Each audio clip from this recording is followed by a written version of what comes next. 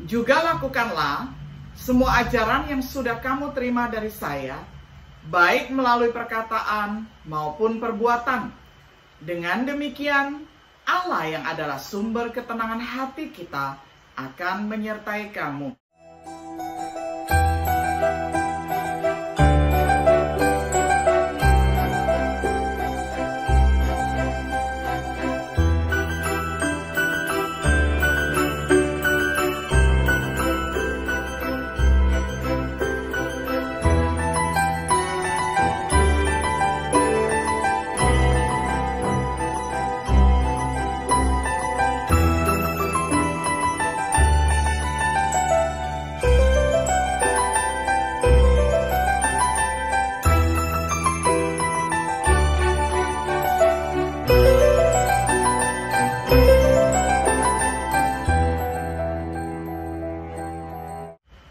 Shalom, sahabat Biblika yang dikasihi oleh Tuhan.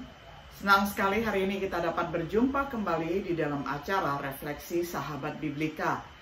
Pada hari ini kita tiba pada episode yang ke-19 di dalam serial pembahasan Kitab Filipi dengan tema Hal-hal yang terlihat dalam Paulus. Kita akan membaca firman Tuhan dari Filipi pasal 4 ayat 9. Saya akan bacakan untuk kita semuanya di dalam terjemahan sederhana Indonesia. Juga lakukanlah semua ajaran yang sudah kamu terima dari saya, baik melalui perkataan maupun perbuatan. Dengan demikian, Allah yang adalah sumber ketenangan hati kita akan menyertai kamu. Sampai semikian jauh pembacaan firman Tuhan dari Filipi 4 ayat 9. Sahabat Biblika yang dikasihi oleh Tuhan, deskripsi Bapa Surgawi kita yang sering digunakan oleh Paulus adalah Allah sumber damai atau Allah sumber sejahtera. Tuhan damai sejahtera menyertai kamu semua. Amin. Roma 15 ayat 33. Dan Allah damai sejahtera akan segera meremukkan setan di bawah kakimu. Roma 16 ayat 20. Akhirnya saudara-saudaraku, bersukacitalah, usahakanlah dirimu supaya sempurna, terimalah segala nasihatku, sehati sepikirlah kamu, dan hiduplah dalam damai sejahtera, maka Allah sumber kasih dan damai sejahtera akan menyertai kamu. 2 Korintus 13 ayat 11. Semoga Allah damai sejahtera menguduskan kamu seluruhnya, dan semoga roh, jiwa, dan tubuhmu terpelihara sempurna dengan tak bercacat pada kedatangan Yesus Kristus, Tuhan kita. 1 Tesalonika 5 ayat 23. Maka Allah damai sejahtera yang oleh darah perjanjian yang kekal telah membawa kembali dari antara orang mati Gembala agung segala domba, yaitu Yesus. Ibrani 13 ayat 20. Dengan cara yang sama apakah Paulus merujuk pada Tuhan dalam Filipi 4 ayat 9 yang berfungsi sebagai teks pelajaran kita. Dalam teks kita belajar dari Paulus, kunci untuk memiliki Allah damai sejahtera memberkati kita dalam hidup kita.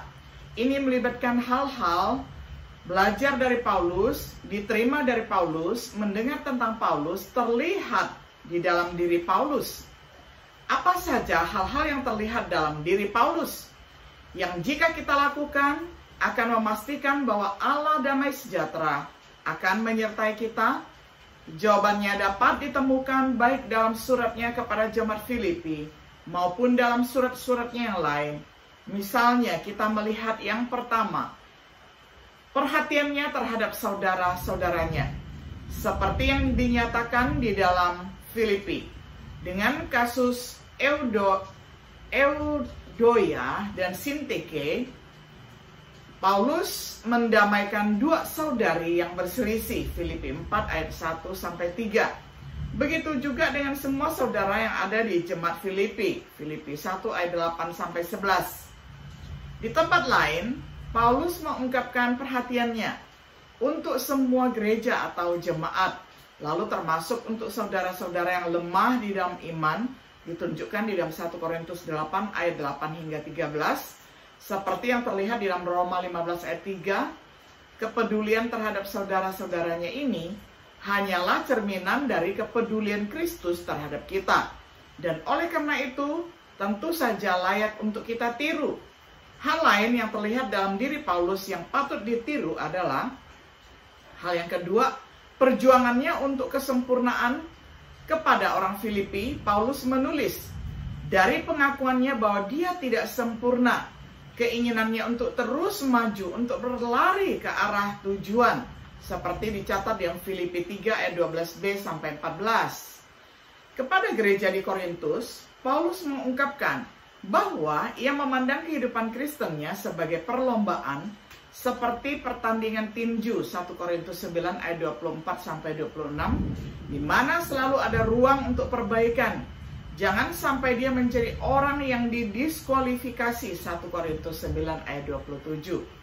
Mengapa keinginan untuk kesempurnaan ini, sebagaimana diungkapkan dalam Filipi 3 ayat 8 sampai 11, itu adalah bagian dari obsesinya yang luar biasa untuk mendapatkan Kristus dan ditemukan di dalam Dia. Jika kita memiliki tujuan yang sama untuk kita, maka kita perlu memiliki keinginan yang sama. Hal lain yang terlihat dalam Paulus yang berhubungan erat dengan keinginan untuk kesempurnaan ini adalah hal yang ketiga, upayanya untuk menyelamatkan yang hilang. Seperti yang dinyatakan dalam suratnya kepada jemaat Filipi. Usahanya terus berlanjut meski berada di dalam tahanan rumah. Filipi 1 ayat 12 sampai 14. Paulus rela menawarkan dirinya sebagai martir jika itu akan membantu. Filipi 2 ayat 17. Tingkat kemana dia akan dilihat dalam surat-suratnya kepada orang Korintus. Dia menjadikan dirinya pelayan bagi semua orang. 1 Korintus 9 ayat 19 sampai 23. Dia menanggung banyak penderitaan sebagai pelayan Kristus dan Injilnya. 2 Korintus 11 ayat 23 sampai 27. Bahkan dengan begitu, banyak penderitaan dalam usahanya untuk menyelamatkan orang lain. Kita melihat hal lain dalam diri Paulus yang layak untuk diteladani. Hal yang keempat, kebahagiaannya, sukacitanya dalam penderitaan. Sukses ini terutama terlihat di dalam surat kepada orang Filipi. Yang telah kita lihat berulang kali adalah surat sukacita sebagai contoh. Sukacitanya di dalam Kristus diberitakan. Meskipun ia dipenjarakan dan upaya-upaya dari para penginjil palsu yang tercatat di dalam Filipi 1 ayat 12 sampai 18.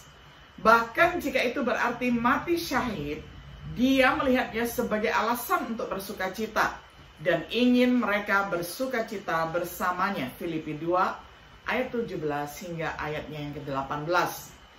Dalam surat Roma, Paulus menjelaskan mengapa dia sukses dalam kesengsaraan. Pencobaan dan penderitaan seperti itu akan menghasilkan ketekunan. Dan bukan hanya itu saja, kita malah bermegah juga dalam kesengsaraan kita. Karena kita tahu bahwa kesengsaraan itu menimbulkan ketekunan, dan ketekunan menimbulkan tahan uji, dan tahan uji menimbulkan pengharapan. Roma 5 ayat 3. Yang pada gilirannya akan menghasilkan karakter dan harapan. Dan ketekunan menimbulkan tahan uji, dan tahan uji menimbulkan pengharapan. Dan pengharapan tidak mengecewakan karena kasih Allah telah dicurahkan di dalam hati kita oleh Roh Kudus yang telah dikaruniakan kepada kita. Roma 5 ayat 4. Sebagai kesimpulan, itulah beberapa kualitas yang terlihat dalam diri Paulus. Sehingga kita juga belajar darinya jika kita menganggap serius surat-suratnya. Dan kita harus, jika kita menginginkan Allah damai sejahtera untuk menyertai kita, dan dia jelas bersama Paulus sepanjang hidupnya dan pelayanannya sebagai murid Yesus Kristus. Apakah hal-hal yang terlihat pada Paulus juga terlihat pada kita?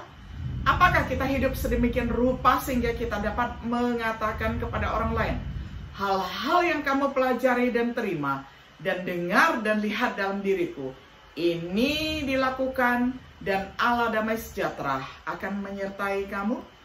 Mengingat perikop seperti 1 Timotius 4 ayat 12 dan Titus 2 ayat 6-7, di mana kita dipanggil untuk menjadi teladan bagi orang lain. Semoga Allah damai sejahtera membantu kita untuk hidup sedemikian rupa, sehingga kita dapat menjadi teladan seperti Paulus.